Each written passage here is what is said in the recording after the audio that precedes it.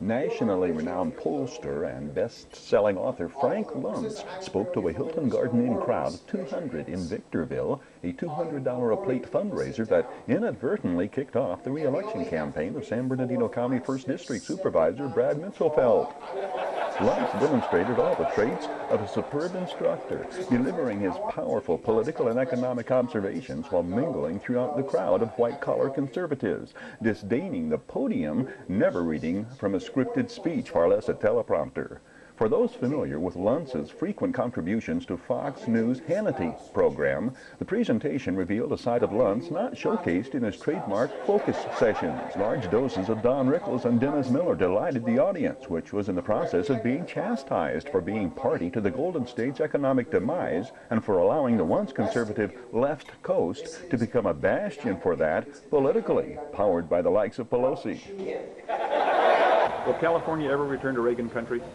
You know, the challenge in this state is that the demographics are changing, attitudes are changing, that it remains an economically conservative state, but not socially conservative. And frankly, when I see what has happened to the redistricting lines, when I see how much money the Democrats raised versus the GOP, when I see just the level of campaigning here, I find it very difficult to assume, or very difficult to see, that Republicans will once again become a majority. And certainly conservatives, I don't see that happening in the state. Does that have some long-term ramifications? It has ramifications for the United States, that if California uses 3 or 4 congressional seats, the Democrats, then Republicans could lose control of the House. Luntz spoke from his latest book, Win. I'm going to show them the words that work. I'm going to talk a little bit about Win, the new book that I have out, and try to give them some language that will be helpful to them in their businesses. Will your presentation be 80% emotional and 20% intellectual? It'll be 100% accurate. Taken in by Luntz's challenge to political and economic leaders and the stupendous response to his guest, Mitzelfelt used the occasion to formally answer the question regarding his plans for another term. I am right.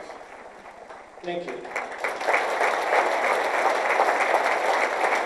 I didn't actually plan to announce it, but when I looked around the room and a lot of people had encouraged me to, this is a bit early to be announcing an election, but today it just felt right. Though no bombshell, the declaration was not the only one of significant impact. With Victorville Mayor Ryan McCachran on stage, Mitzelfelt announced he'd learned earlier this day that the funding for the long-awaited Nisqually interchange had finally been approved in Sacramento.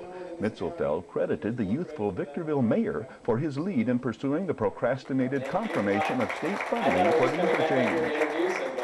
I'm very glad to hear that. That's great, and it just shows.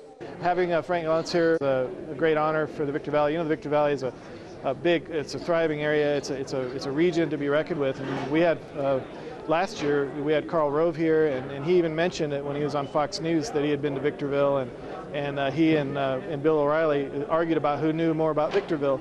And you know, it's just a major area. And you know, Victor Valley is much more like the rest of the country politically than most of California. So Frank Luntz understands the middle America and really the values of flyover country, you know, the majority of this country, and he knows them very well. And so I think he's comfortable in a crowd like this because this is middle America. The Victor Valley has the same values and of limited government and maximum freedom, limited taxes and public safety and strong military, and those are the things that I think most of Frank Luntz's clients want, and those are the things most of my constituents want. So, and he laid down the challenge. He said, you need to fight for it and make this state a place where people want to come again, and where a place that everyone dreams of coming to, and that's something to work for, and we all need to heed that message.